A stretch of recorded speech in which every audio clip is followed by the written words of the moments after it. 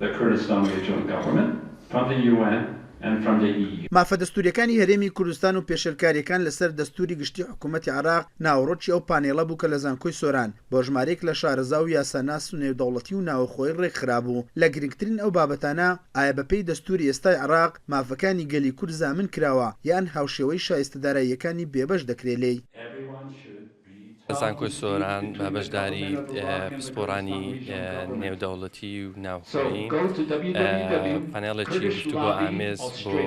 بەشداربووان قوتابیان و مامۆستایانی زانکۆی سۆران دەربارەی مافە دەستوریەکانی هەرێمی کوردستان لە چوارچێوەی دەستوری فێدرالی عێراقی ساڵی 2005 ئەم دەستورە زیاتر ڕوونکردنەوەی مادەکانە ئاشنابوونی زیاتر و چۆنیەتی باس لە گیر و گرفتەکان هەنووکەیەکانی هەرێمی کوردستان و حکوومەتی ناوەندی عێراق و چۆنیەتی باسکردن چۆنیەتی ڕێگا دۆزینەوە بۆ حەلکردنی ئەو مەشاکلانێک کە هەیە.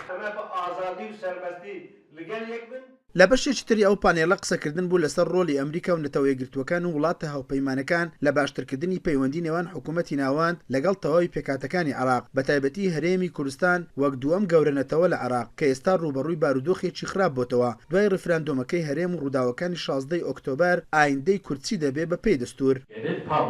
همین مشکل اوه کو دولت عراقی حکومت عراقی حتی وگا امر دستور بریک و پیک بجینه آنیه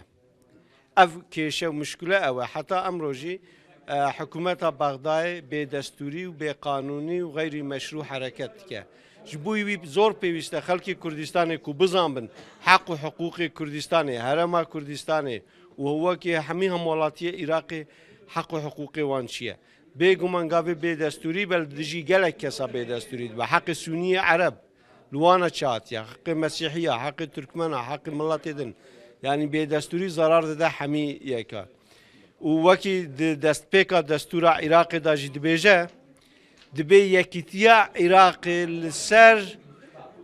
بيك آنينا في دستورية اگه اف دستور ناي بيكانين عراق نامينه ئەوەی زۆرترین گرفتی بۆ نەتەوەکانی تر لە عێراق دروست کردووە جێبەجێ نەکردنی تەواوی بڕگە و بند و خاڵەکانی ئەو دەستوریە کە تەواوی پێکاتەکانی عێراق دەنجیان پێداوە بەڵام کارپێنەکردنی بۆتە کێشەیەکی گەورە لە بەردەم گەلانی عێراق بە جۆرێک هۆکار بووە بۆ نانەوەی کێشەی سیاسی و ئابووری و یاسایی و نەتەنانەت کۆمەڵایەتیش لە نێوان پێکاتەکان لە ناوچە جیاوازەکانی عێراق. اسماعیل عوسمان، کورسات نیوز.